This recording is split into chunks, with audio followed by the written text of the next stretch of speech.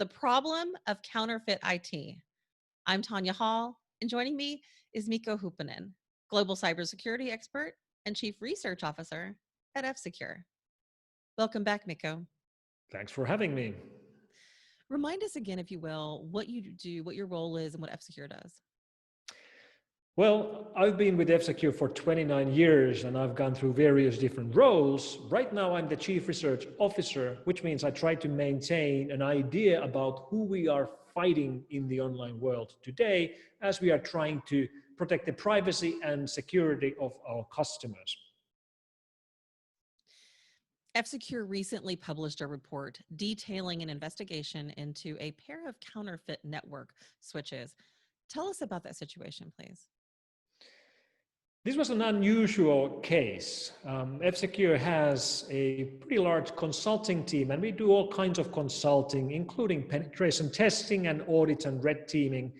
And we also nowadays have a hardware unit called F-Secure Foundry, and that does all kinds of consulting work for plane manufacturers and boat manufacturers and car manufacturers. But in this particular case, our hardware unit got a request from a client of ours regarding a Cisco switch, or actually two Cisco switches, Catalyst switches, the 2960 series hardware, very typical hardware being used in large companies.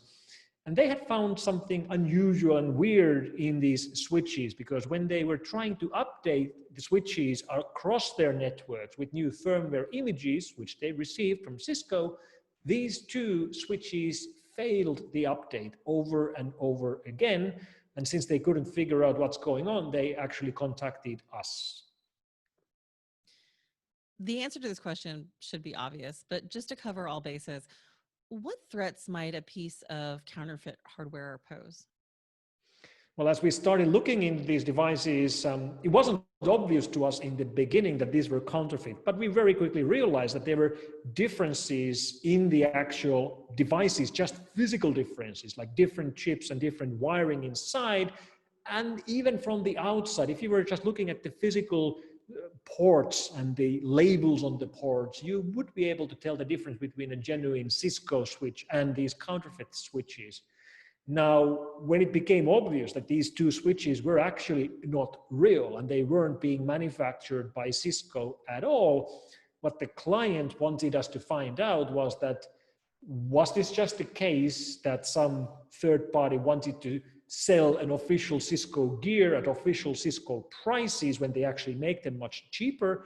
Or is there something more sinister? Is there a backdoor or something worse, which would be sitting inside their network since they were running unauthorized Cisco hardware, which they believed was real Cisco hardware?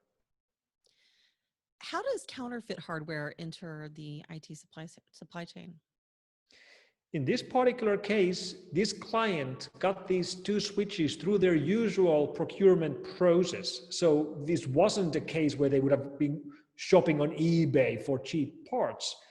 It is an interesting question, and we don't have all the answers exactly how they got these counterfeit switches. The good news is that when we went through the actual process of looking at the firmware differences and hardware differences, we were able to confirm that there was no backdoor. These systems, which were sitting in their network for extended periods of time, didn't contain anything which would have been able to steal data. The firmware update process failed because the counterfeit Cisco hardware had special functionality to patch on the fly the updated firmware as you were updating the systems. And this had worked successfully before. So these fake Cisco switches were able to take official Cisco updates, firmware updates, but in this particular case, they failed because of special circumstances. But that was the only modification these fake Cisco devices were doing on the firmware. They were basically patching them enough to bypass the authenticity checks, so they were able to take the updates. And we could confirm that there was no other changes. So these were not trying to steal anything or not trying to spy on this client. So somebody was just trying to make a quick buck. Apparently Cisco hardware is pretty pricey. And if you're able to repeat the functionality with cheaper hardware, you can make some income on the side. And that's what was the story in this case.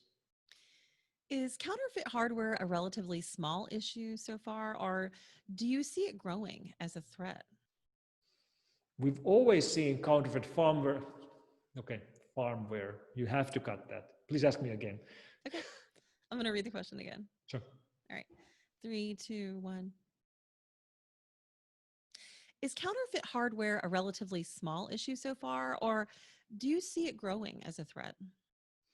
Well, hardware attacks are always different from software attacks because they don't scale. If somebody finds a vulnerability, they can attack an endless amount of systems because it's just software.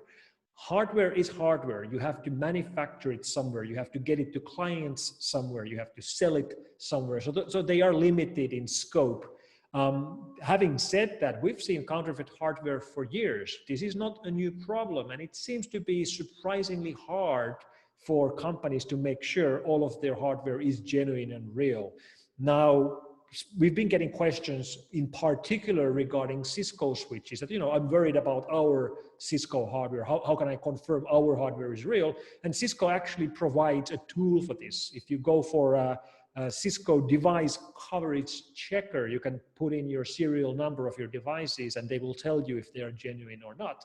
So there are ways of confirming that the devices you have in use are real and are really coming from the device manufacturers themselves. Mikko Hypponen, Global Cybersecurity Expert and Chief Research Officer at F-Secure. If somebody wants to connect with you, Mikko, what's the best way they can do that? You can find me on Twitter where I'm Mikko, M-I-K-K-O. Thanks again for joining, Mikko. And find more of my interviews right here or at tonyahall.net. Thanks for watching.